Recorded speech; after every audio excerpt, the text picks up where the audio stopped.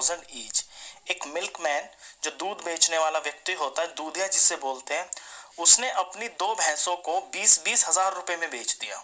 2 भैंसें थी, दोनों को 20-20 में बेचा। On one he made a gain of 5%। एक भैंस के ऊपर उसको बेचने पर 5% का गेन हुआ, गेन यानी कि प्रॉफिट हुआ, and on the other a loss of 10%। और दूसरी भैंस को बेचने पर उसको 10% लॉस हुआ। तो फाइंड हिज ओवरऑल गेन और लॉस। तो उसका पूरा टोटल उसे गेन हुआ या लॉस हुआ, ये आपको इसमें पता करना है। ब्रैकेट में हिंट में लिखा हुआ है फाइंड सीपी ऑफ ईच, कि पहले आप ना इनका सीपी निकालिए। देखिए ये जो 20,000 है ना, ये एसपी है। आपको जब तक सीपी नहीं पता होगा तो ना तो आप प्रॉफिट निकाल पाएंगे ना लॉस निकाल पाएंगे। इसी तरह का एक क्वेश्चन फिफ्थ पीछे था वीसीआर और टीवी वाला, लेकिन वहां क्या था, वहां पे सीपी दिया हुआ था। यहाँ ये 20,000 एसपी है, तो पहले हम सीपी को कुछ लेट कर लेंगे, उसके बाद ये सवाल चलेगा। तो चलिए सवाल की शुरुआत करते हैं। देखिए 2 भैंसे हैं, तो दोनों का अलग अलग हिसाब किताब बनाएंगे हम। यहां पे लिख लेते हैं बफेलो 1 और एक हो गई दूसरी बफेलो 2।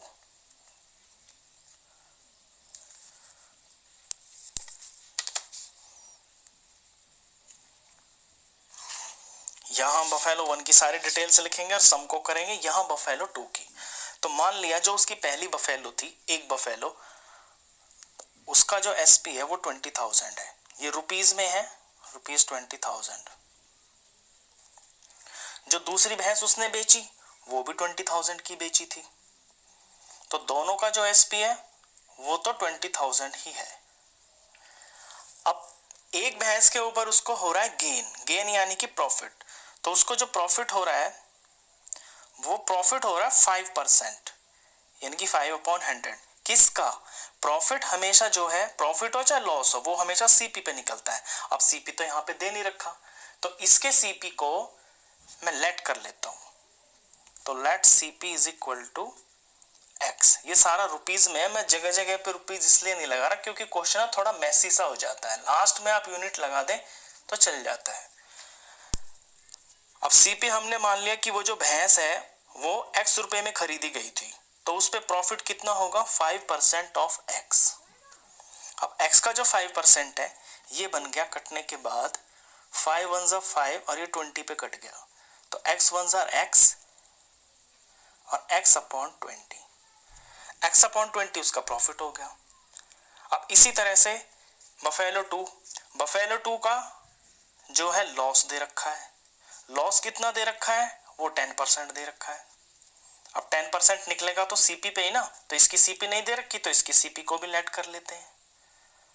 तो let CP is equal to, इसको y मान लेते हैं, इसको हमने x लिया ना, इसे y ले लेते हैं। तो इसका जो लॉस हो जाएगा वो 10% ऑफ y हो जाएगा। ये 0 से 0 कट गया, मल्टीप्लाई किया तो y 1 जा y और अपॉन में 10, तो इतना इसको लॉस हो रहा है। अब बफेलो 1 पे आते हैं।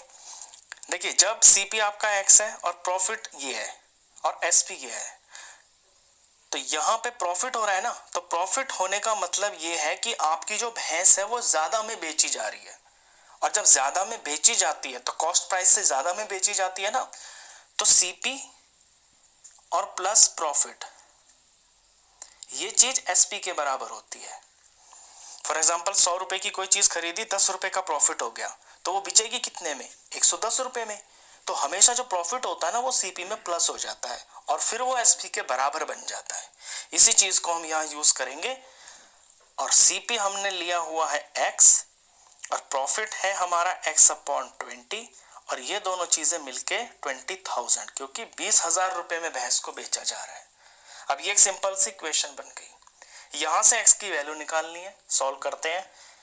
जब ऐसे 3 नंबर होते हैं फ्रैक्शन में तो इसको इससे मल्टीप्लाई करते हैं, तो 20 को x से मल्टीप्लाई करेंगे तो 20x आएगा, प्लस का प्लस ये x का x, अपॉन में एलसीएम में 20 ही बना तो 20 इज इक्वल टू 20,000।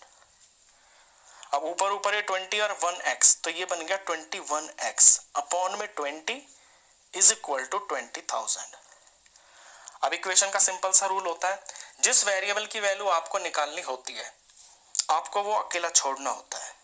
तो x ही तो निकालना है, वही तो CP है, x निकालना है तो x को बिल्कुल अकेला छोड़ेंगे। x के पास 21 मल्टीप्लाई में ये डिवाइड में चला जाएगा, 20 डिवाइड में है ये मल्टीप्लाई में चला जाएगा। इस तरह से फर्दर इसे जब सॉल्व करेंगे तो ऊपर ऊपर मल्टीप्लाई करेंगे, तो ऊपर जब मल्टीप्लाई करेंगे तो 1 2 3 4 5, 5 तो आएंगी 0 और 2 2 4 और ये 4 आ जाएगा और नीचे डिवाइड में आएगा 21। बस यहां पे आके आपको अब ये डिवाइड करना है, क्योंकि जब तक आप इसे डिवाइड नहीं करेंगे तो आपको x की वैल्यू नहीं पता चलेगी। चलिए इसे डिवाइड कर लेते हैं, यहां से डिवाइड करते हैं, ये बन गया 4 और 5 zeros और डिवाइड करना है इसको 21 से,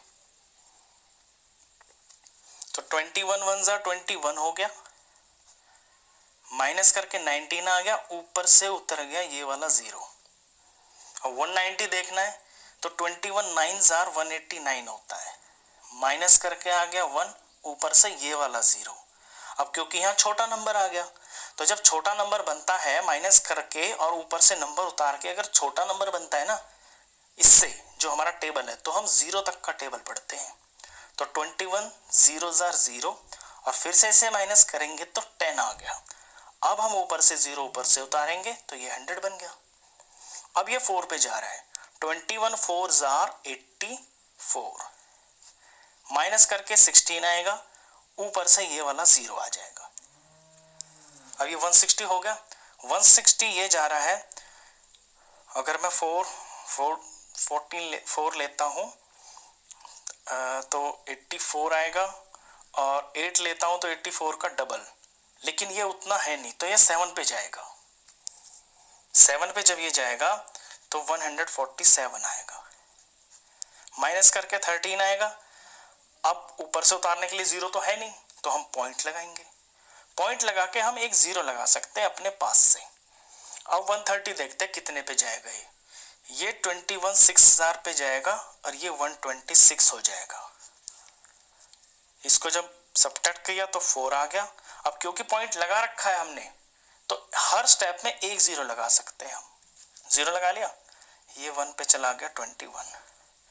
बस अब यहाँ सवाल को आप छोड़ दो, पॉइंट के बाद 2 नंबर काफी है।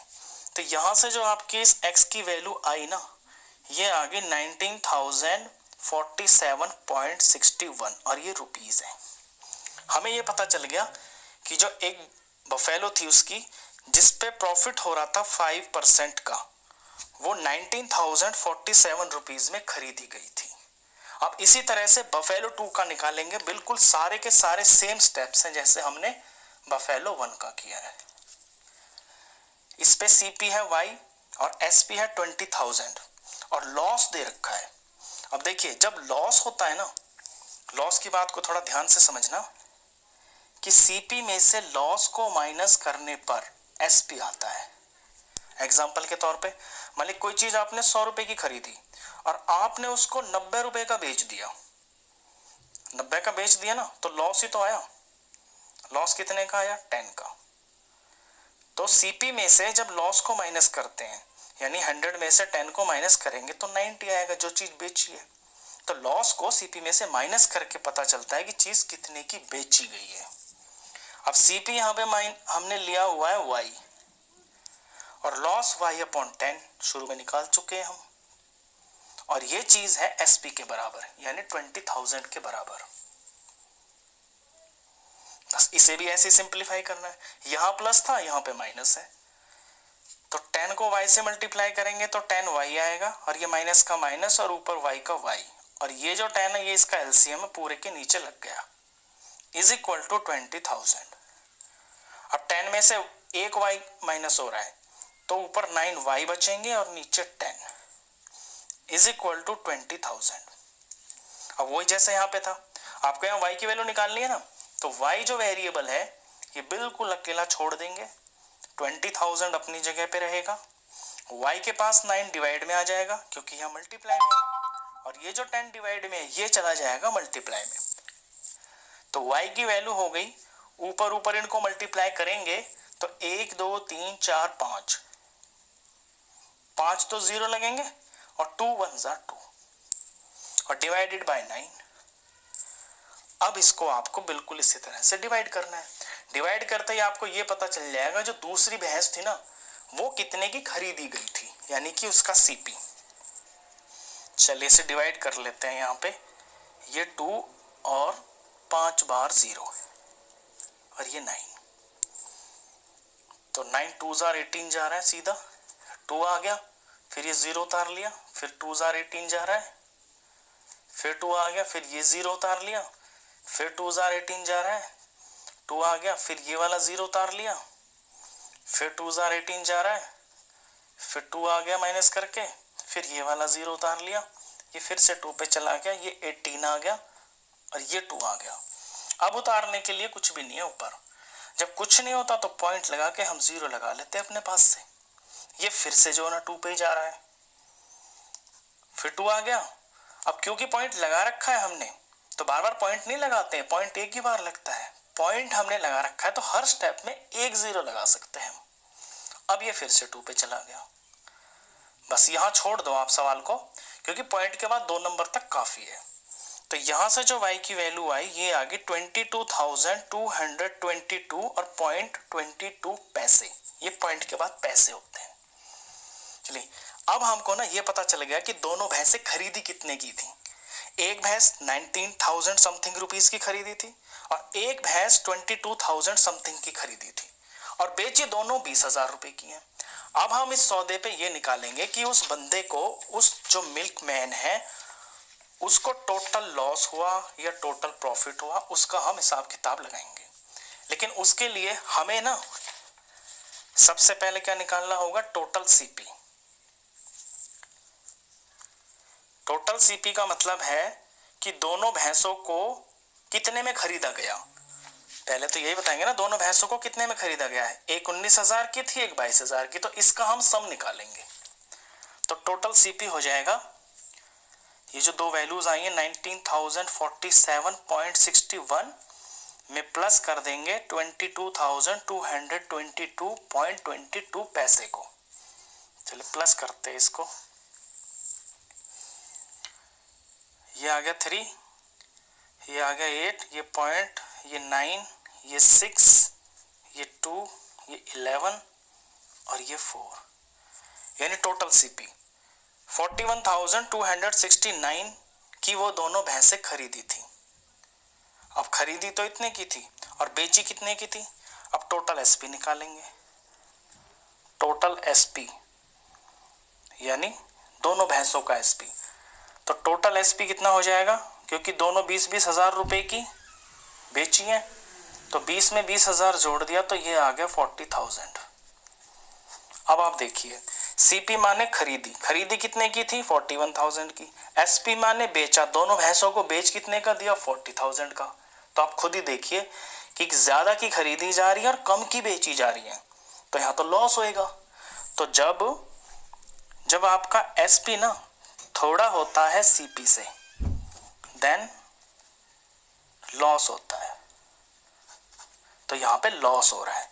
अब लॉस निकालेंगे हम, तो लॉस कितना हो जाएगा, लॉस हो जाएगा हमारा सीपी माइनस एसपी, यानी जितने में खरीदी थी, यानी कि 41,269.83 में से माइनस कर देंगे हम 40,000, तो हमें अपना लॉस पता चल जाएगा।